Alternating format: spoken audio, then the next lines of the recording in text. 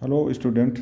आइए यात्रियों के नज़रिए टॉपिक से तीसरे यात्री फ्रांसिस बर्नियर के बारे में जानते हैं हम लोग। फ्रांसिस बर्नियर का जन्म 25 सितंबर 1620 ईस्वी में फ्रांस के अंजू प्रांत में जौ एतियाऊ नगर में हुआ था। बर्नियर पेशे से एक चिकित्सक था या डॉक्टर था। वह 1658 से 1617 ईस्वी के बीच में भारत की यात्रा किया। वह सर्वप्रथम सूरत पहुंचा। उसने कई बार मुगल सेना के साथ यात्रा किया। मुगल काल में कई घटनाओं का वर्णन किया है अपनी पुस्तक travels in the Mughal empire में। बर्नियर शाहजहाँ के समय में आगरा में हुई दुर्दशा बर्नियर ने शाहजहाँ की आगरा में हुई दुर्दशा, दारा सिकोह के पतन और दुर्गति का वर्णन किया है। औरंगजेब के राज्यारोहण के शासनकाल के शुरुआती दिनों का वर्णन किया है। औरंगजेब और शाहजहाँ के अंतिम समय में हुए उत्तराधिकार युद्ध को अपनी आंखों से बर्नियर ने देखा था। उसने किस प्रकार से दारा सिकोह का अंत हुआ, शाह शुजा का अंत हुआ, मुराद बख्श का अंत हुआ, इसका जो है वर्णन अपने ग्रंथ travels in the Mughal empire में किया है। वर्नियर ने मुगल काल के प्रशासनिक व्यवस्था, कृषि, व्यापार,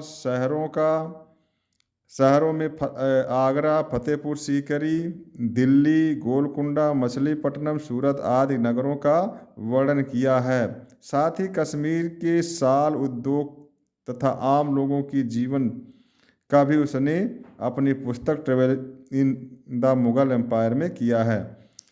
बर्नियर ने मुगल काल में जमींदारी प्रथा को साम्राज्य की बर्बादी का एक कारण बताया है। बर्नियर ने राजत रंगड़ी पर आधारित कश्मीर का इतिहास का संक्षिप्त वर्णन भी किया है। बर्नियर ने दारा सिकोह को युग और प्रजा हितैषी बताया है और प्रजा के प्रति स्नेह रखने वाला, अपने भाइयों के प्रति स्नेह रखने वाला व्यक्ति बताया है। अच्छा व्यक्तित्व दारा सिकोह का बर्नियर ने बताया है। वहीं दूसरे पुत्र शाह शुजा को बेसनी, षड्यंत्रकारी तथा अमीरों से मित्रता करने वाला बताया है। अच्छा, कुल मिला के अच्छा शासक के गुण उसमें नहीं पाए गए, यह बताया है बर्नियर। मुराद बख्श जो सबसे छोटा था, उसमें योग्यता की कमी थी लेकिन उदार, विनम्र और साहसी था। वहीं औरंगजेब को बहुत ही धूर्त, चालाक, योग्य शासक उसने बताया है। बर्नियर ने शाहजहाँ की सबसे बड़ी पुत्री और प्रिय पुत्री जहाँआरा का भी व्यक्तित्व को बहुत अच्छा बताया है। वह सभी भाइयों और पिता के प्रति स्नेह रखने वाली बताया है।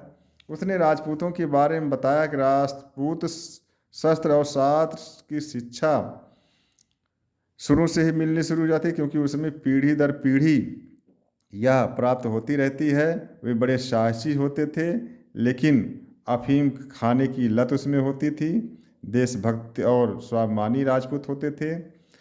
बर्नियर ने भारत का दूसरे देशों के साथ व्यापार के मुकाबले भारत के पक्ष में व्यापार था। बाहर से वस्तुओं के बदले सोना चांदी भारत में आती रहती थी, इसीलिए भारत समृद्ध बनता चला गया। बर्नियर ने बताया मनसबदारी व्यवस्था बहुत अच्छी तो थी लेकिन यही आगे चल के वंशानुगत होने के कारण व्यवस्था में दुर्दशा पैदा करने वाली थी। लोगों को संपत्ति व्यक्तिगत रखने का अधिकार था, लेकिन जो संपत्ति बिना वारिस के होती थी वह राज की संपत्ति घोषित कर दी जाती थी। औरंगजेब के शासन काल में कृषकों पर अत्याचार बढ़ने लगा। कृषकों पर अत्याचार करने वाले वही मनसबदारी व्यवस्था से जमींदारी व्यवस्था जो बन गई, जमींदार ही अत्याचार करने वाले और कर्मचारी अत्याचार करने वाले कृषकों पर थे। कृषकों ने अत्याचार अपने ऊपर होने से कृषि कार्य छोड़ने लगे और मजदूरी करने लगे। कृषकों में अधिकांश गरीबी थी। कृषकों के कृषि कार्य छोड़ने से भूमियां बंजर होने लगी थी। उसने सामाजिक व्यवस्था में ब्राह्मण वर्ण, जो भारत में सामाजिक व्यवस्था में हिंदू धर्म में ब्राह्मण वर्ण को कहा कि यह अंधविश्वास और भ्रांतियों को बढ़ावा देने वाला था। भारतीय समाज, खासतौर पे राजपूत, ब्राह्मण और कायस्थ समाज में सती प्रथा के प्रचलन होने की बात जो है बर्नियर ने अपने यात्रा विवरण travels in the Mughal empire में किया है। यह भी बताया है जगन्नाथ की मूर्ति के साथ अपवत बच्चियों, खास तौर पे 12 वर्ष की बच्चियों 12 वर्ष की उम्र तक की बच्चियों का विवाह कर दिया जाता था। इसके अलावा आर्थिक गतिविधियों का भी विशद वर्णन बर्नियर ने किया है। इसमें गलीचा उद्योग, जरी उद्योग, कसीदाकारी, कढ़ाई, सोने चांदी से वस्त्रों पर कढ़ाई की बात उसने जो है बताया है। यह भी बताया है कि सूती, रेशमी, कश्मीरी शाल भारत से निर्यात किया जाता है। तो कुल मिला के भारत के संदर्भ में औरंगजेब और शाहजहाँ के शासन काल के जो सचित्र वर्णन बर्नियर ने किया है, उससे उस समय के भारत के इतिहास को जानने समझने का एक अच्छा स्रोत जो है travels in the Mughal empire है। आइए हम लोग जानते हैं कि मध्यकाल में आने वाले कुछ अन्य विदेशी यात्री जो भारत में आए हैं और भारत के विभिन्न हिस्सों का वर्णन किया है, उनके बारे में हम लोग जानते हैं। यह जो विवरण हम देने जा रहे हैं यह वनडे परीक्षा, UPPCS, UPSC, one day banking, railway आदि सेवाओं के लिए भी महत्वपूर्ण है और इंटरमीडिएट के छात्र इसे अभी से जानें और ज्ञान को बढ़ाएं ताकि भविष्य में यदि कंपटीशन देना पड़े तो उन्हें लाभ मिले। और एक आप लोगों से अपील करना है कि आप लोग मेरे चैनल PN77 स्टडी सेंटर को लाइक करें, सब्सक्राइब करें। यदि कुछ और जानने की इच्छा हो कमेंट करें ताकि हम आपको पास और अच्छी अच्छी वीडियो बनाकर प्रेषित करते रहें। धन्यवाद। आइए हम लोग जानते हैं मध्यकाल में आने वाले अन्य विदेशी यात्री। तो एक विदेशी यात्री थी मार्को पोलो, जो वेनिस इटली का रहने वाला था। 1288 से 1292 ईस्वी में दक्षिण भारत के राज्य काकतीय और पांड राज्यों का यात्रा किया। वहाँ की आर्थिक स्थिति का इसने वर्णन किया। मार्को पोलो एक भूगोल और वेत्ता भी थे। इन्होंने चीन की भी यात्रा किया था और भारत की भी यात्रा किया था, लेकिन ये स्थल मार्ग से आए थे।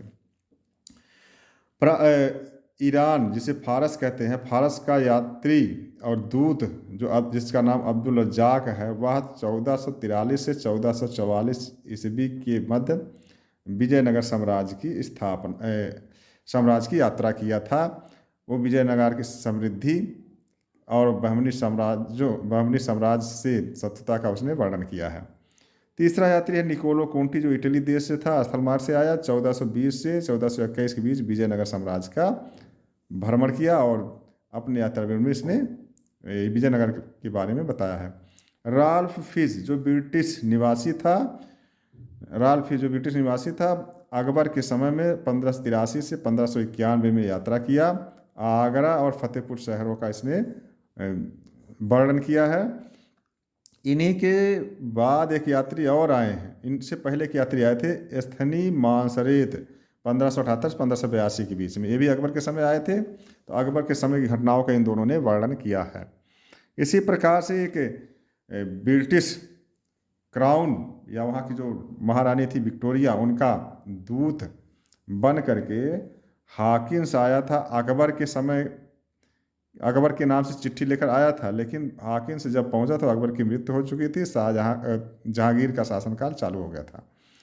तो ये कैप्टन हाकिन्स ब्रिटेन का यात्री था, दूत और यात्री था। इसने 1608 से 1611 तक भारत का भ्रमण किया। जहांगीर के शासनकाल में पहुंचा। सबसे पहले सूरत पर उतरा और फिर आगरा में जहांगीर से मुलाकात किया। जहांगीर इसके फारसी भाषा बात व्यवहार से बड़ा प्रभावित हुआ। इसे 400 का मनसबदार बना दिया किसे, कैप्टन हाकिन्स को, लेकिन इसे व्यापार की अनुमति नहीं दिया गया। दूसरे यात्री ब्रिटेन के आए हैं सर टॉमस रो, 1615 से 1618 ईस्वी। जहांगीर ने इनसे प्रभावित होकर व्यापार करने की अनुमति दे दिया और पहली कोठी 1615 में कहाँ बन गई? सूरत में। ब्रिटेन या इंग्लैंड की एक कोठी बनी थी, व्यापार की कोठी, जहाँ व्यापारिक सामान रखते थे। मनुची इटली का नागरिक था। यह 1653 से 1708 तक। मनुची 1653 से 1708 के बीच शाहजहां और औरंगजेब के शासनकाल की यात्रा किया। यह एक चिकित्सक था। इसने भी शाहजहां और औरंगजेब के शासनकाल की कई घटनाओं का वर्णन किया है। अगला यात्री है अथनासियस निकितिन। यह रूस का यात्री था। इसने 1417 से 74 ईस्वी के बीच बहमनी साम्राज्य का भ्रमण किया, और जब भ्रमण किया था तो उस समय मोहम्मद तृतीय जो है बहमनी साम्राज्य का शासक था। अगला यात्री है वार्थोडोमियो लियाज।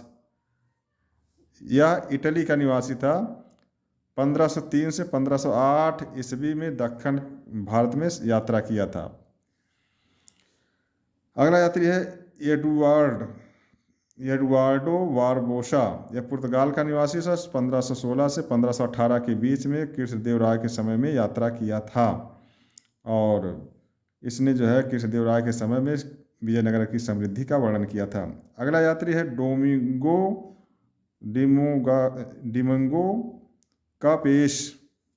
पेश। पुर्तगाली निवासी था। 1520 से 1522 के ईस्वी में कृष्णदेवराय के समय में यह भी यात्रा किया। कृष्णदेवराय के समय की शासन काल की समृद्धि विजयनगर के बारे में उसने लिखा है। नूनीज यह पुर्तगाली यात्री था। 1535 से 1537 के बीच में अच्युत देव राय के समय में यात्रा किया था। किस प्रकार विजयनगर का साम्राज्य का पतन हुआ और उसका जो है वर्णन इसने किया है। अगला यात्री है पीटर मुंडी। यह भी इटली का यात्री था।